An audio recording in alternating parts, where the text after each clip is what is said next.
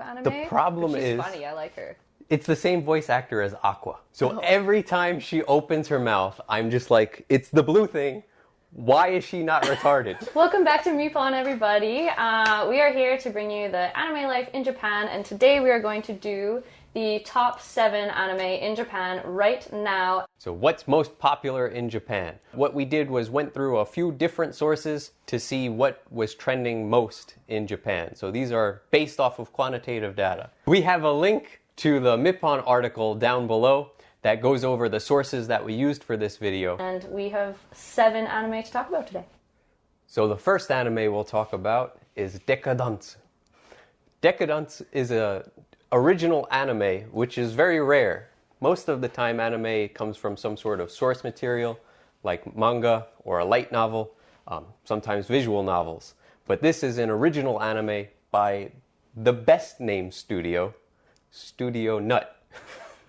Is that actually its name? That is the name of the studio. I think it's Nut Studio, but I'm going to refer to them as Studio Nut. Works, okay. The director for DECA-DENCE is Yuzuru Tachikawa. And this director is known for directing Mob Psycho 100, but also the director for Death Parade. How would you describe DECA-DENCE if we were going to give like a synopsis? It's kind of hard to describe because where it's going in episode 1 is not where it's going. It's after episode 1 I was thinking, okay, this is like a Attack on Titan kind of thing. They're gonna use flying machine things to attack monsters. But then that's not actually what it's about at all. So you really have to get to episode 2 in order to figure it out, and then you'll be halfway through episode 2 and be so confused that you probably have to watch it again. So episode 1, the animation is amazing. Episode 2 goes to this very poor animation style. Yeah. And this is how it starts. So I'm thinking, wow, Studio Nut nutted a little too early. They blew their whole budget on the first episode. But as the story develops, you kind of understand why they have the two animation styles. So it works. You kind of need to have the separation to understand the story a little bit better. Yeah. I mean, it's Studio Nut. Come on. How am I not supposed to make jokes? Okay, so yes, Nut Studio also did Yojo Senki. So if you want to stream DECA-DENCE, it's available Netflix Japan. It's also available on Funimation. So our next one is Great Pretender, which actually also is an anime original. This might have been my favorite of this list, and it is not something that I normally watch. Like, this isn't really my genre at all, so I didn't expect to like it that much, and it's like that good. So I'm the most excited for this one probably. This one's by Wit Studio, the same people who do like Shingeki no Kyojin, Owari no Seraph, the Vinland Saga ones, which is awesome because those are great. But it's about con artists. It starts out with this guy in Japan who says he's Japan's greatest swindler. So he gets swindled by this guy and starts the big adventure. It's currently on Japanese TV, and the first 14 episodes are already on Netflix Japan. But if you want to stream it, you'll have to wait until August 20th, 2020 for it to come out worldwide on Netflix with English subtitles. So our next one is The Misfit of Demon King Academy, history's strongest Demon King reincarnated. So this one, I love it. It is so my jam. The studio is Silverlink, which also does Wise Man's Grandchild, which makes a lot of sense because these two are basically the same thing, which I don't care. It's fantastic. I like them both. And My Next Life as a Villainess, which was really popular in spring. It's very similar to Wise Man's Grandchild. You have the guy who reincarnates, super OP. They don't care that he's OP. They just tell you right off the bat that he's the strongest one, and they're not trying to pretend that that's not a thing. What I don't really get, though, is that everyone is like, oh, in 2,000 years, this guy's going to reincarnate, and that's this year. And everybody forgets about it. And I think that's like a big part of the humor is him making references about things 2,000 years ago. Yeah, and nobody gets it. So it's one of those like dumb humor. The humor is so bad it's good situations. Yeah. You can be like, they're like, oh, how are you so powerful? You'll be like, I'm the Demon King. I told you that already. And they're like, yeah, but I'm going to beat you anyway. And you're like, okay. It's you're very typical overpowered protagonist who assembles a harem. And I myself would like to join the harem. Who doesn't? You can watch this one on Crunchyroll. I'm not a fan of Funimation. They canceled interspecies reviewers. And ever since then, I don't recommend anybody use Funimation. I see. I wondered what your reasoning was for that. Please, guys, take a moment, like the video, subscribe to the channel. It will really help us continue making some of this content. We want to try to bring you the best content possible, and your support means a lot to us. And so on to the list. So the next anime we'll talk about is Kano Kari, Kanojo o Kare Shimasu, Rent a Girlfriend. I had very high hopes for this show, and to be honest, I was a little bit disappointed. I actually kind of had the opposite thought about it because I had fairly low hopes for it based on what it was called. And you see it around a lot, like we both live in Japan, and kind of the vibe of it that I was getting was that it was not particularly, I wasn't the target audience.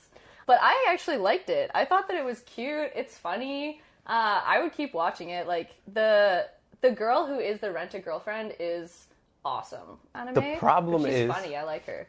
It's the same voice actor as Aqua. So every time she opens her mouth, I'm just like, it's the blue thing. Why is she not retarded? And this one is about renting a girlfriend. They do have in Japan a rental service for just about anything. So you can rent a girlfriend, but it's a little bit expensive, 7,000 yen an hour, more in some cases.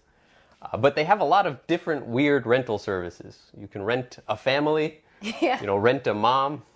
The show has a lot of potential for anime pilgrimage because it does use some real-life locations. Yes, the Mippon website, we do have a lot of articles about real-life locations here in Japan, so be sure to check them out below.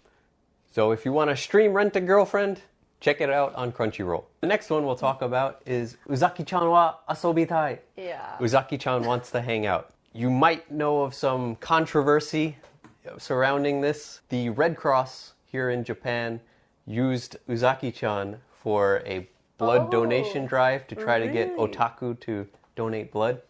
If you are sexually active in Japan, you cannot donate blood. So, what? Yes, that's actually true. That's why they advertise it. So they advertise to otaku. This is a real thing. Yeah, all right. So that's just a little piece of random knowledge. That's funny. They need otaku to donate blood, so they used Uzaki-chan, and people got upset because they felt that she's like a sexualized character because she's got sugoi dekai. Yeah. No, I'm reading through the comments on all the episodes, and they're kind of split into two groups. Half the people are like, she's so annoying, I can't watch this show, it's terrible. And the other half are like, we all need a little Uzaki-chan in our lives. And I'm like, these are the people who are truly lonely, you know? They really do want someone this terrible in their lives because they're that desperate, and that's the only thing I could think. So the main poster for this anime has Uzaki, and she's over the ocean doing like this, and this is a real life location. So we made a post about this on Facebook. If you want to check that out, we will link that below as well. This one is on Funimation. So our next anime is Sword Art Online: War of the Underworld Part 2. So this one was delayed. It was delayed, yeah. Thank you. The first half of the season came out. Yeah, Part 1, and then Part 2 was supposed to start earlier, but then they delayed it. What they should have done is just indefinitely delayed it. No, they shouldn't have. Okay, this one is A1 Studios, so really popular. I get the hate, a lot of people don't like it. I love Sword Art Online, I don't care. You can say what you want. My taste is what it is, so... And A1 has done a lot of good work. This is one of their worst. No, in my opinion. I like it.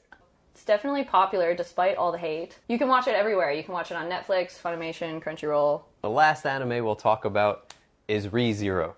So I'm not a fan of Sword Art Online. You're not a fan of Re:Zero. No. So took turns on this one. Yeah, my thoughts on this season is going to be the battle between Amelia and Rem.